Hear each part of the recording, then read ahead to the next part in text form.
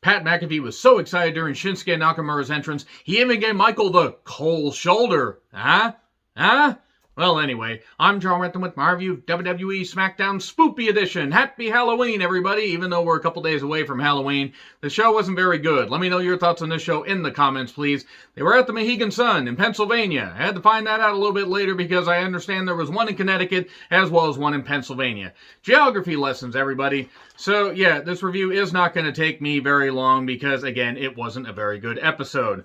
So, Charlotte comes out and cuts the same goddamn promo she's always cut. She's genetically superior. She's the best athlete out there. She's genetically superior and on Fox. No wonder Fox wanted Charlotte. But anyway, in all seriousness, same goddamn promo. And then Sasha shows up and she lost one of her sleeves and one of her pant legs. Her weave must have just said, no, take this off, sister, and you do this. And you rock this outfit. Because apparently the weave can now talk. Much like they should have talked in Bad Hair. If you haven't seen Bad Hair, check that out. It's on Hulu. It's really goddamn weird, but it's really goddamn good. So anyway, a new face is deserving of a contender championship opportunity. That is an actual phrase that Charlotte said, and I don't understand what the fuck is going on. Shotzi steps up, and she's in a tank, and basically we're getting Shotzi versus Charlotte in a contenders match. Contenders championship match, contender championship match opportunity, whatever the fuck you want to call it. At this point, I stopped giving a shit because I knew what was going to happen. I'm not going to say Shotzi was buried. Not going to say that. Shotzi is not going to be walking by the age of 40 if she is not careful because she just does these insane dives. I got to meet her briefly at an indie show before she signed with NXT. Very nice, very cool, and I'm happy for her success, but good fucking grief. She's going to brain herself doing this stuff, and I don't want to see that happen. And Sasha was also out there to shout encouragement. And the crowd loved Shotzi. And, Shotzi just doing some, really good stuff. Charlotte doing the usual heel work. There was a nice tiger suplex off the ropes. And then we get the stupid distraction. And then natural selection 1, 2, 3. So, okay, Shotzi loses because Sasha and Charlotte do a really, really odd distraction thing. It was really, really strange. And then Shotzi, for seemingly whatever stupid reason creative came up with, she's like, okay, I haven't been on TV as much. Tegan and I won a whole bunch of, championship contender matches against the tag team champions. Never got our goddamn shot. Tegan got drafted to Raw and therefore snapped her ACL again. I kid. And Shotzi's like, okay, I haven't been featured all that much. Let me just snap on Sasha for no reason. Just snap on her. Snap, snap, snap, snap, snap. Snap, snap, snap. And it's going to be like the West Side Story version. Somebody's going to have to loop the West Side Story music here because I really don't want to get copyrighted. So she yells at, tops, and fists Sasha, just beats her down, hits a senton. Okay, we're getting a heel Shotzi versus a face Sasha. Interesting. I'm not saying the idea of this program doesn't work, but it's like, okay, we haven't seen Shotzi all that much, and suddenly she's just going to go heel, or maybe she's going to be the kind of cool heel we cheer. Whatever. Can we get the title off of Charlotte? Can we just send Charlotte home so the SmackDown Women's Division can actually improve? Because Charlotte at this point is basically just an anchor. She's the albatross. It's just dragging this goddamn thing down. Any division. She does not need to be there anymore. I don't know how much I believe that her and Becky, had so much personal strife that Charlotte was escorted out of there by security. I don't know how much that's actually true. I just have this feeling that there's an element of truth in that Charlotte probably doesn't want to be there anymore.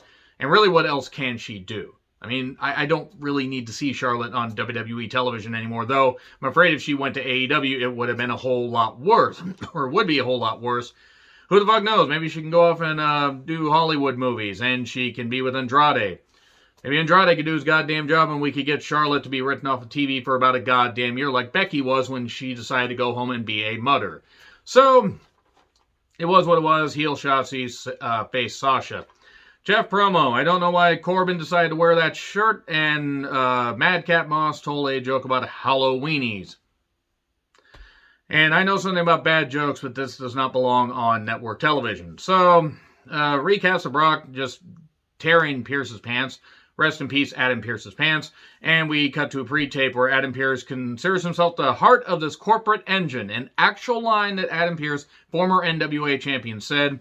And he's fining Brock Lesnar $1 million. Look, I had to do it. I had to fucking do it. And when's Brock going to come back? Who knows? Heyman was watching all this. And Kayla, my fucking goodness, Kayla. was just talking to him like, well, how do you think Brock Lesnar would have reacted? And she kept goading him, and then Heyman went back to the old advocate thing and just got all pumped up, Brock Lesnar, and then realized what he was doing and settled down. I don't know what Brock would have done. I know what he would have done in the past, but not now, because he's clearly not playing both sides. And Drew is out to do to do another open challenge. Ali answers the open challenge. Okay, Drew had his sword out, by the way. Stop thinking about it. You know who you are. I know you're thinking about it. Ali took on Drew.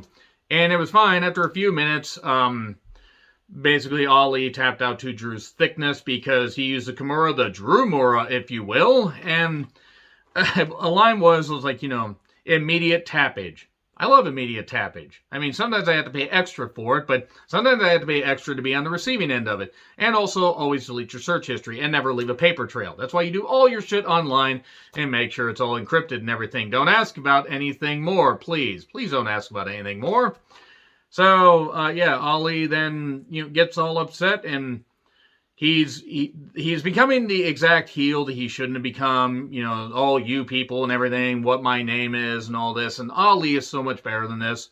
I'm not advocating that everybody leave WWE and try to go elsewhere, because not everybody can be in AEW or New Japan Strong or whatever. But Ali could mean so much more as a performer, as a great spokesperson, as a beacon of hope, and a beacon of light and a positive influence, like in the locker room. It's not just one loss. They've been stop-start with him for so goddamn long, it's fucking embarrassing. If Ali's contract is up soon, he goes somewhere else and he gets comparable money, he's gonna fucking shine. And he's a great guy as far as donating his crown jewel earnings to charity and doing really good stuff, because he's a really good guy. But no, why feature the guy? Why not feature him over Madcap Moss and Baron Corbin? Who the fuck knows? So anyway, Xavier and Kofi, they are talking, and Hit Rose there. Okay, cool. Next, Xavier with the coronation, led by Kofi. The Kofi King coronation. KKK, that's not good. And first, Zaya is coming soon. I need her to kick me in the head. So, Kofi, is, pumping up Xavier. Xavier says, his cape of defense, his scepter of seduction. Just going to let that hang right there. And Kofi was on bended knee. No, not the Boys to Men song. And he is now the right-hand man of the king. And if your best friend will not get on one knee so you can put your scepter of seduction right in their face, are they really your best friend? So then the Usos show up and they keep doing, whoa, whoa, whoa. They pull Joey Lawrence from Blossom. The Usos. Anyway, they basically do a lot of stuff where they're like, what the fuck are you doing? Everything. Hey, can I touch your scepter? Never ask another man if you can touch his scepter. I've learned that the hard way. And we're getting another match. We're getting another match between New Day and the Usos, which are always good matches, but we've seen them before, and we really didn't need to see them again. Raw recaps to fill time. Pat then dances Nakamura's music and all that, and the Cole's shoulder joke, because it was so good the first time I had to say it again. Nakamura and Boogs took on Corbin and Moss in a trick or street fight, and they are out of their gourd here. So many pumpkins. Ole Anderson approved of the pumpkin on the head. And this is stupid. So fucking... Pat tried to make this fucking work. He really did. At one point, the 24/7 crew ran out. It was goddamn dumb. And I like Reggie, and I like Gulak. Viking Raiders, one of them in particular, the one married to Sarah Logan, could piss up a goddamn rope. Son of a witch was the line that Pat said, because he's really trying to make this work. They make Moss bob for apples, and then they share an apple with Pat McAfee. Proof that McAfee virus products do work on Apple software. So, two masked guys knock Boogs around, and then there's a neck breaker on the pumpkin. 1, 2, 3. A phrase I never thought I'd say again. And it's Humberto and Garza under the masks. What? Okay, cool. Sonya is then talked to by Sami Zayn, who wants to be in her corner, and they cut Sami Zayn off. Sami Zayn, I think, is on his way out, too. Naomi versus Shayna, no ref? What the hell? Sonya says, well, the referee that was supposed to be part of this got beat up last week by Bork Laser. I mean, I'm just going to say Bork Laser. And at one point, just before this, Pat says, one mouthpiece to women. I saw a movie like that. Sonya's the ref. Best looking ref we've seen in a while, and Naturally, being the heel authority figure and everything, she screws over Naomi in fast counts 1, 2, 3, and then Shayna chokes out Naomi. It's not the worst chokehold that a woman in wrestling could get. It's not June of 2007. So, moving hastily on from that, Naomi says backstage that, hey, I could take down Shayna, and if Sonya wants to actually, get in the ring in a fair fight, I will beat her too. She also said she was going to give Shayna a face full of her rear view, a face full of Naomi's ass. That's what you're into, all the best. And so that was about it, and Xavier and Kofi took on the Usos for the first time since the last time. Until the next time, roll up 1, 2, 3.